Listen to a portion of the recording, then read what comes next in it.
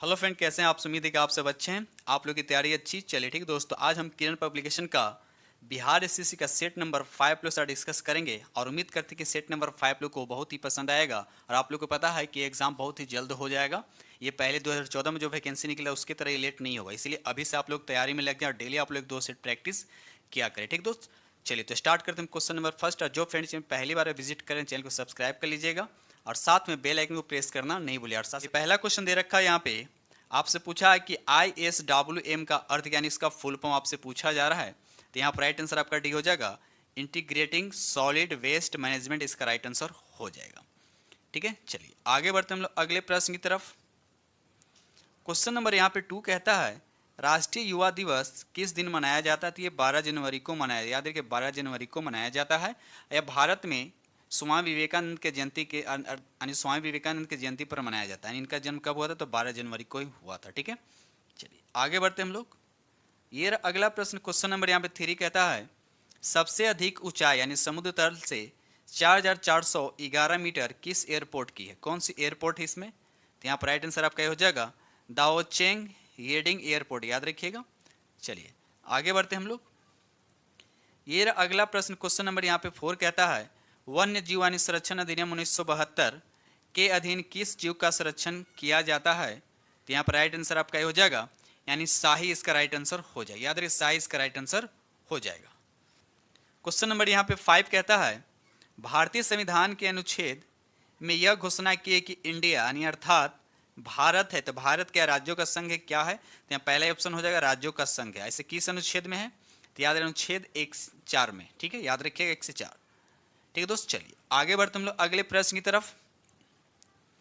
ये रहा अगला प्रश्न क्वेश्चन नंबर यहाँ पे 6 कहता है कि मृदा के कटाव को रोकने के लिए बड़े पैमाने पर वृक्ष लगाने को क्या कहते हैं? बड़े पैमाने पर वृक्ष लगाने को क्या कहा जाता है? उसे वनीकरण कहते हैं। राइट आंसर आपका डी हो जाएगा, वनीकरण इसका राइट आंसर हो जाएगा। ये क्या करता है?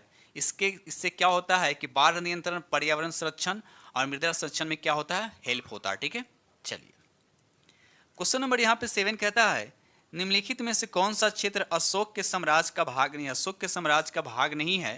तो यहाँ पर राइट आंसर आपका 3 यानी मद्रास इसका राइट आंसर हो जाएगा। याद रखिए मद्रास इसका राइट आंसर हो जाएगा। आते हैं हम अगले प्रश्न की तरफ। क्वेश्चन नंबर यहाँ पे 8 कहता है, निम्नलिखित में से किस लड़ाई में नेपोलियन फ्रांस की अंतिम हार हुई है? तो इसका राइट आंसर आपका ये हो जाएगा, ट्राफलगर की लड़ाई। याद है ट्राफलगर की लड़ाई, याद रखिएगा। और ये कब हुआ था? तो याद रखिएगा 1805 ईस्वी में। याद है 1805 ईस्वी में। क्वेश्चन नंबर यहाँ पे 9 कहता है, जनसंख्या के अध्ययन को क्या कहते हैं? जनसंख्या को अध्ययन को क्या कहते हैं? तो इसका राइट आंसर आपका 3 हो जाएगा, जनसांख्यिकी इसका राइट आंसर हो जाएगा। ठीक है, चलिए आगे बढ़ते हम लोग अगले प्रश्न की तरफ। ये रहा अगला प्रश्न क्वेश्चन नंबर 10 कहता है कि जुरैसिक काल का माना गया पूरी तरह से तैयार वृक्षीय फॉसिल्स कहाँ पाया गया? तो इसका राइट आंसर आपका 2 यानी छत्तीसगढ़ इसका राइट आंसर हो जाएगा। याद है छत्तीसगढ़ इसका राइट आंसर हो जाएगा। ठीक है दोस्त, चलिए आगे बढ़ते हैं हम लोग। ये रहा अगला प्रश्न, बताइए इसका राइट आंसर क्या होगा? कहता है कि पारिस्थितिकी प्रणाली में प्रथम उत्पादक कौन होते हैं? प्रथम उत्पादक जो है आपसे पूछा जा रहा है कि कौन होता है, तो यहाँ पर राइट आंसर आपका 3 हो जाएगा, पादप इसका राइट आंसर हो। याद है पादप इसका राइट आंसर, यानी प्लांट्स की बात किया जा रहा है। ठीक है, याद रखिएगा। चलिए आगे बढ़ते हम लोग अगले प्रश्न की तरफ। क्वेश्चन नंबर यहाँ पे 12 कहता है कि उपराष्ट्रपति की बात की जा रही है। उपराष्ट्रपति क्या होते हैं? लोकसभा के सदस्य होते हैं, राज्यसभा के सदस्य होते हैं, किसी भी सदन का सदस्य हो सकते हैं। D4 में लिखा है सांसद, यानी सांसद का सदस्य नहीं होता। राइट आंसर आपका क्या हो जाएगा? यहाँ पर 4 हो जाएगा। ठीक है दोस्त, चलिए आगे बढ़ते हैं हम लोग।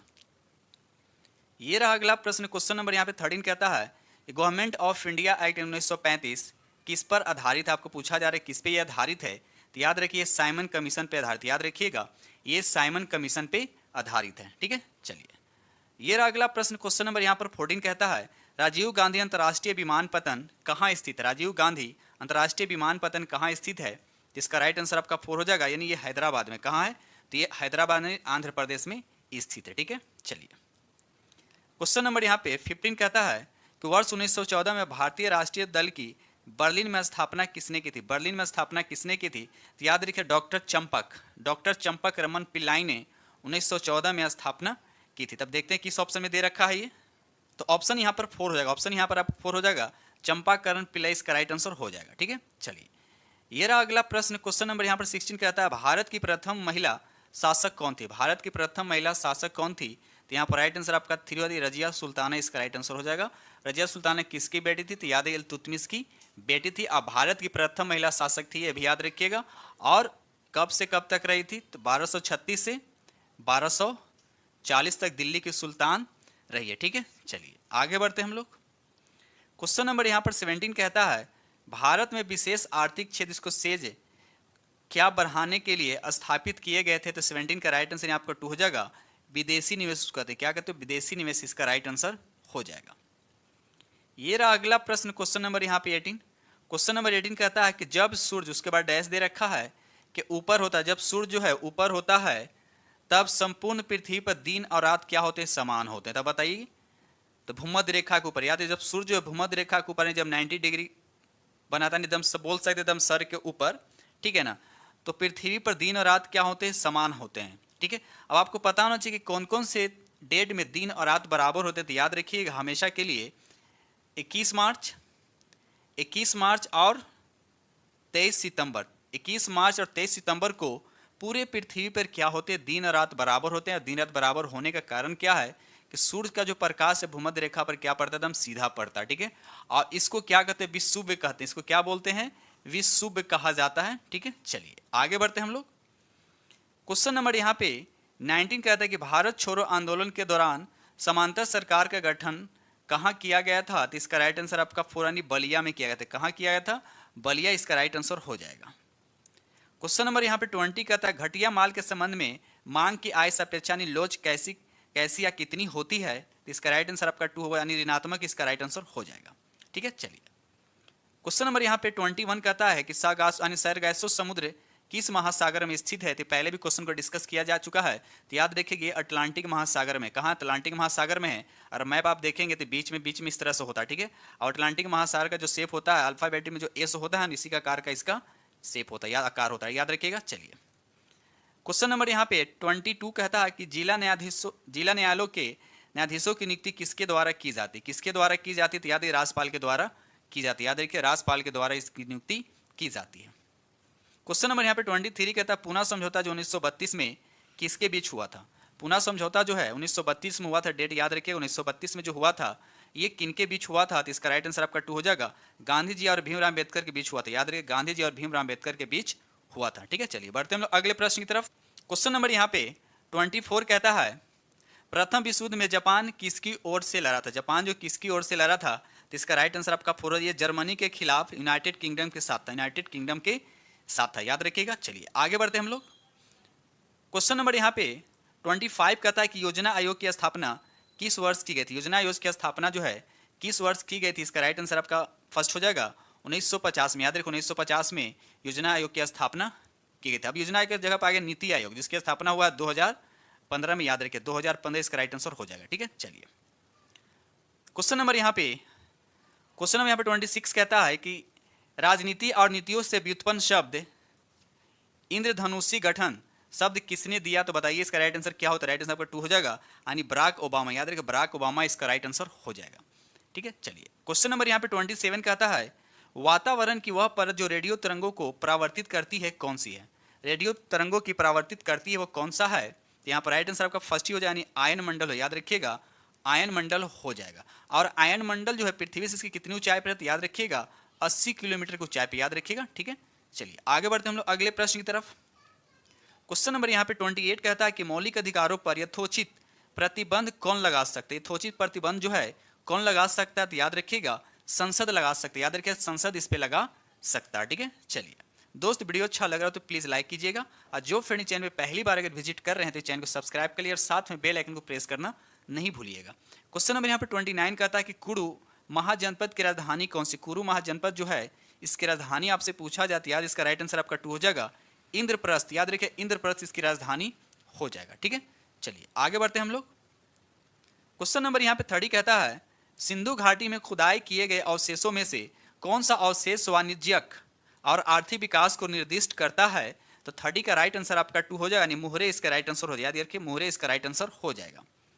ये रहा अगला प्रश्न। क्वेश्चन नंबर यहाँ पे 31 कहता है निम्नलिखित में से कौन सा वैदिक परंपरा के साहित्य का उदाहरण नहीं है? साहित्य का उदाहरण नहीं है तो इसका राइट आंसर आपका 2 हो जाएगा पुरान इसका राइट आंसर हो, याद है पुरान इसका राइट आंसर हो जाएगा। ठीक है, चलिए आगे बढ़ते हम लोग अगले प्रश्न की तरफ।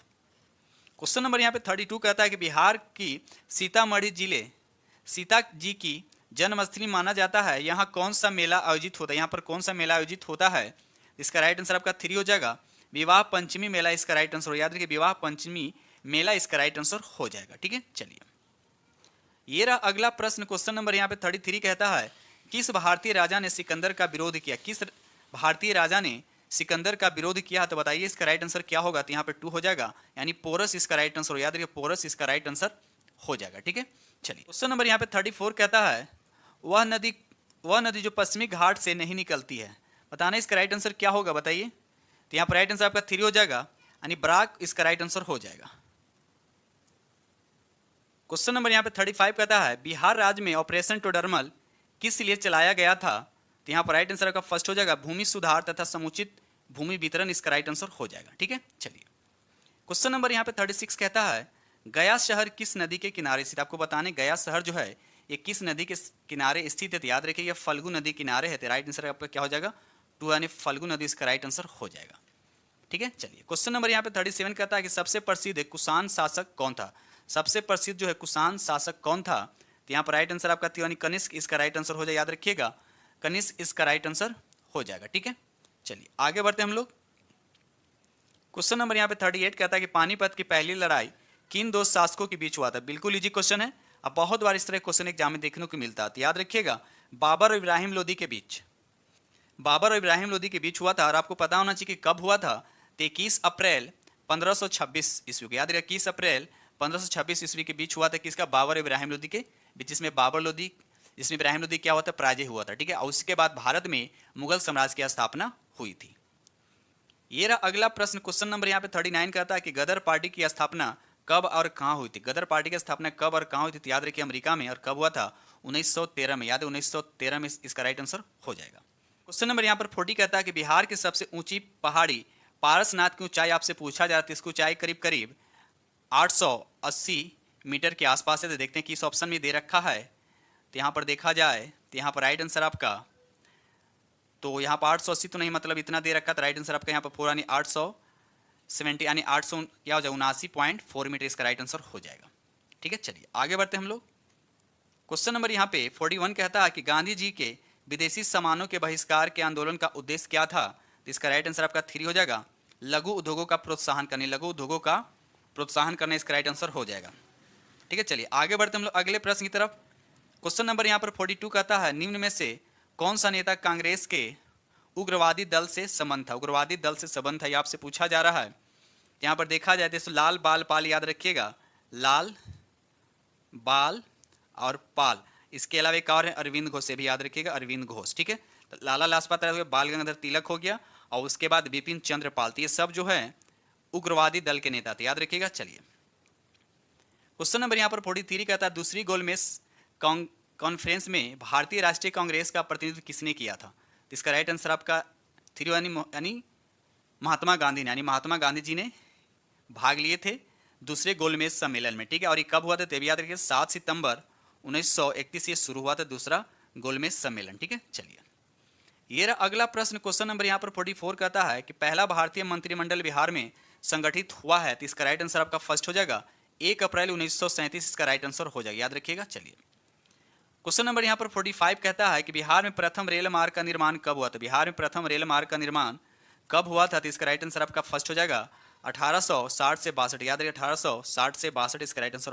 क्वेश्चन नंबर यहाँ पर 46 कहता है निम्न में से किस केंद्र शासित प्रदेश की न्यूनतम जनसंख्या यानी सबसे कम जनसंख्या है। तो इसका राइट आंसर आपका 3 लक्षद्वीप, याद रखिएगा लक्षद्वीप। क्वेश्चन नंबर यहाँ पर 47 कहता है ककोलत जलप्रपात निम्नलिखित में से किस राज्य में है। तो इसका राइट आंसर आपका ये हो जाएगा, यानी 1 हो जाएगा, बिहार इसका राइट आंसर हो जाता है, बिहार इसका राइट आंसर हो जाएगा। जिला पूछेगा तो बिहार में कहाँ है, ये नवादा जिला, याद रखिएगा कहाँ बिहार में, तो नवादा जिला इसका राइट आंसर हो जाएगा।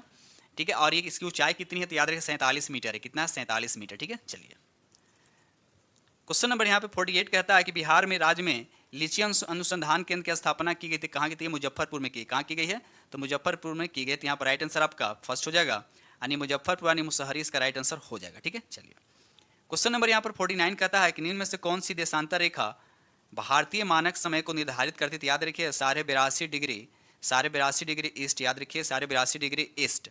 तो 82 पहले देखिए, तो यहाँ पर राइट आंसर आपका 4 हो जाएगा। याद रखिए 82 डिग्री को जब इसको टाइम में कन्वर्ट कीजिएगा तो ये होता है 5.5 घंटा। याद रखिए 5.5 घंटा, यानी कहने का मतलब ये हो गया कि हमारा देश जो है ग्रीन मीन टाइम से 5.5 घंटा आगे है, ठीक है। और अगर हम बात करते हैं 82 डिग्री को, तो ये भारत से 5 राज्यों से होकर गुजरती है। भारत से 5 राज्यों से होकर गुजरती है, जो आप लोग को याद रखना है। उत्तर प्रदेश, उसके बाद हो गया मध्य प्रदेश, उसके बाद छत्तीसगढ़, उसके बाद उड़ीसा हो गया, और उसके बाद हो गया आपका आंध्र प्रदेश हो गया। तो याद रखिए 5 राज्यों से 82 डिग्री क्या होता है, पास करता है, ठीक है। चलिए आगे बढ़ते हैं हम लोग अगले प्रश्न की तरफ। क्वेश्चन नंबर यहाँ पर 50 कहता है, प्रो कबड्डी लीग के पहले विजेता कौन थे। तो 50 का राइट आंसर आपका 1 हो जाएगा, जयपुर पिंक पैंथर्स इसका राइट आंसर हो जाएगा, ठीक है दोस्तों। यहाँ पर आपका जीके चला था, अब यहाँ से स्टार्ट होगा आपका 25 आपका साइंस चलेगा, ठीक है। चलिए ये रहा पहला क्वेश्चन आपको दे रखा है, बहुत प्यारा क्वेश्चन दे रखा है यहाँ पे। सेंटीग्रेड और फ़ारेनहाइट तापमान किस अंश में एक समान। ये बहुत बार हम क्वेश्चन करा चुके हैं, जो शाम में जो 40 क्वेश्चन कराया जा रहा है उसमें क्वेश्चन को कराया गया, ठीक है। ठीक है, चलिए तो यहाँ पर बताइए इसका राइट आंसर क्या होगा। तो इसका राइट आंसर आपका 4 यानी -40 डिग्री, याद है -40 डिग्री इसका राइट आंसर हो जाएगा, ठीक है। यानी ये सेंटीग्रेड और फ़ारेनहाइट में क्या होता है, समान होता है, ठीक है। क्वेश्चन नंबर यहाँ पे कहता है 52 का कि वह गुण कौन सा जो प्रकाश तरंग में दिखता है पर ध्वनि तरंग में नहीं दिखता। प्रकाश तरंग में तो दिखता है, ये भी क्वेश्चन कराया गया, तो याद रहे यहाँ पर राइट आंसर आपका ध्रुवन इसका राइट आंसर हो जाएगा। यानी ये प्रकाश तरंग में तो दिखता है लेकिन ध्वनि तरंग में नहीं दिखता है, ठीक है। यानी ध्रुव में वैद्युत चुंबकीय विकिरण के स्पंदन को एक दिशा में नियंत्रित किया जाता है, लेकिन ध्रुवन जो है ध्वनि तरंग में नहीं पाया जाता, तो याद रखिएगा। चलिए आगे बढ़ते हैं हम लोग। क्वेश्चन नंबर यहाँ पर 53 कहता है कि माइक्रोफोन एक उदाहरण है, आइए रूपांतरित करता है, किसको किस में रूपांतरित करता है। तो इसका राइट आंसर आपका फर्स्ट हो जाएगा, यानी ध्वनि सिंगल को धारा सिंगल में क्या करता है, रूपांतरित यानी ट्रांसफॉर्मेशन करता है, याद रखिएगा। चलिए क्वेश्चन नंबर यहाँ पर 54 कहता है, किसी सिग्नल के तरंग का रूप का अध्ययन किसके द्वारा किया जाता है। किसके द्वारा किया जाता है, इसका राइट आंसर आपका 4 हो जाएगा, स्वर माप यानी सोनोमीटर इसका राइट आंसर, यानी 4 इसका राइट आंसर हो जाएगा, याद रखिएगा। चलिए आगे बढ़ते हम लोग अगले प्रश्न की तरफ। क्वेश्चन नंबर यहाँ पर 55 कहता है, मनुष्य को ध्वनि कंपन की अनुभूति किस आवृत्ति सीमा में होती है। किस आवृत्ति सीमा में होती है, तो इसका राइट आंसर आपका 4 हो जाएगा, 20 से 20, यानी कोई भी मनुष्य जो है एक रेंज होता है 20 से 20,000 हर्ट्ज के बीच के ध्वनि को क्या करता है, मनुष्य सुन सकता है। इससे कम भी नहीं सुनेगा, इससे ज़्यादा भी होगा तो नहीं सुनेगा, याद रखिएगा। चलिए आगे बढ़ते हम लोग अगले प्रश्न की तरफ। क्वेश्चन नंबर यहाँ पर 56 कहता है, विद्युत चुम्बकीय विकिरण के लिए उनके बढ़ते हुए तरंग दैर्ध्य के क्रम में सही आपको विन्यास बताना है कि इसमें सही कौन सा है। यहाँ पर राइट आंसर आपका 4 हो जाएगा, यहाँ पर राइट आंसर का 4 यानी एक्सरे किरण और रक्त, उसके बाद दृश्य, उसके बाद सूक्ष्म तरंग, इसका राइट आंसर हो जाएगा, ठीक है। चलिए ये रहा अगला प्रश्न। क्वेश्चन नंबर यहाँ पे 57 कहता है कि पदार्थ के तरंग किस प्रकार की होती है। पदार्थ की तरंग जो किस प्रकार की होती है, इसका राइट आंसर आपका 1 हो जाएगा, दे ब्रोगली तरंग होती है, दे ब्रोगली तरंग होती है, राइट आंसर आपका फर्स्ट हो जाएगा। क्वेश्चन नंबर 58 कहता है, निम्नलिखित में से कौन सा सवाल 3 प्रमुख वर्गों में से नहीं है। 3 प्रमुख वर्गों में से नहीं है, तो इसका राइट आंसर आपका 4 हो जाएगा, जिम्नोस्पर्म इसका राइट आंसर, याद है जिम्नोस्पर्म इसका राइट आंसर हो जाएगा। ये रहा अगला प्रश्न। क्वेश्चन नंबर यहाँ पर 59 कहता है, निम्नलिखित में से कौन जलने में सहायक है। कौन जलने में सहायक है, तो यहाँ पर राइट आंसर आपका हो जाएगा ऑक्सीजन। याद है ऑक्सीजन की उपस्थिति में कोई भी चीज़ क्या होता है, जलता है, यानी ऑक्सीजन की अनुपस्थिति में, यानी ऑक्सीजन की अनुपस्थिति में कोई भी चीज़ नहीं जलता है, यानी जब इसकी प्रेजेंस होगा तभी कोई चीज़ जलेगा, ठीक है। चलिए आगे बढ़ते हैं हम लोग। क्वेश्चन नंबर यहाँ पर 60 कहता है कि मार्स गैस, तो मार्स गैस किसको कहते हैं, मीथेन को कहते हैं। मीथेन का फार्मूला क्या होता है, CH4 होता है। ये एल्केन ग्रुप का होता है और एल्केन का फार्मूला होता है CnH2n+2 होता है, ठीक है, याद रखिएगा। चलिए क्वेश्चन नंबर यहाँ पर 61 कहता है कि बेयर का अभिकर्मक क्या होता है, बताइए इसका राइट आंसर क्या होगा। तो इसका राइट आंसर आपका पहला होगा, यानी क्षारीय पोटेशियम परमानेंट, इसका राइट आंसर हो जाएगा, ठीक है। चलिए ये रहा अगला प्रश्न। क्वेश्चन नंबर यहाँ पर 62 कहता है कि अमोनियम सल्फेट में मौजूद नाइट्रोजन का परसेंटेज पूछा जा रहा है कि अमोनियम सल्फेट में नाइट्रोजन जो कितने % होता है। तो याद रखिए यह 27% के आसपास हो, 27% के आसपास होता है। तो इसका राइट आंसर आपका यहाँ पे 1 हो जाएगा, ठीक है, याद रखिए राइट आंसर यहाँ पर क्या हो जाएगा, 1 हो जाएगा। क्वेश्चन नंबर यहाँ पे 63 कहता है कि उच्च तापमान की सहायता के लिए अंतरिक्ष यान में निम्नलिखित में से किस धातु का प्रयोग किया जाता है। किस धातु का प्रयोग किया जाता है, तो बताइए इसका राइट आंसर क्या होगा। तो याद है इसका राइट आंसर आपका 2 हो जाए, यानी टाइटेनियम इसका राइट आंसर हो जाए, टाइटेनियम इसका राइट आंसर हो जाएगा। क्वेश्चन नंबर यहाँ पे 64 कहता है कि पीतल किसकी मौजूदगी में निरंतर रहने से वायु में रंगहीन हो जाता है। तो बताइए इसका राइट आंसर क्या होगा। तो यहाँ पर आंसर 2 हो जाएगा, हाइड्रोजन सल्फाइड। याद है कि हाइड्रोजन सल्फाइड इसका राइट आंसर हो जाए, हाइड्रोजन सल्फाइड जो है इसका राइट आंसर हो जाएगा। क्वेश्चन नंबर यहाँ पे 65 कहता है कि वायु की क्वालिटी को बिगाड़ने के लिए जिम्मेदार कण जिनके कारण महत्वपूर्ण शरीरांगों की क्षति पहुंचाती है उनका वर्णन किस रूप में किया? देखिए यहाँ पीएम लिखा हुआ है, क्या लिखा है? पीएम का मतलब क्या होता है? पार्टिकुलेट मैटर होता है। ये कितना को कहते हैं? 2.5 को कहते हैं। कितना को कहते हैं? 2.5। इसका राइट आंसर हो जाएगा। ये रहा अगला प्रश्न, क्वेश्चन नंबर यहाँ पर 66 कहता है पारिस्थितिकी प्रणाली में प्राथमिक उत्पाद कौन से हैं? ठीक है, तो इसका राइट आंसर आपका थ्री हो जाए, पादप हो जाए, इसको प्लांट बोल सकते हैं। तो यहाँ पर राइट आंसर आपका क्या हो जाएगा? यहाँ पर थ्री हो जाएगा। ठीक है, चलिए आगे बढ़ते हैं हम लोग अगले प्रश्न की तरफ। क्वेश्चन नंबर यहाँ पर 67 कहता है भूमिगत जल के प्रवाह के साथ नीचे की ओर बहने वाली प्रदूषकों को क्या कहते हैं? तो इसका राइट आंसर आपका 1 हो जाएगा, नीच हालक इसका राइट आंसर हो, याद है नीच हालक इसका राइट आंसर हो जाएगा।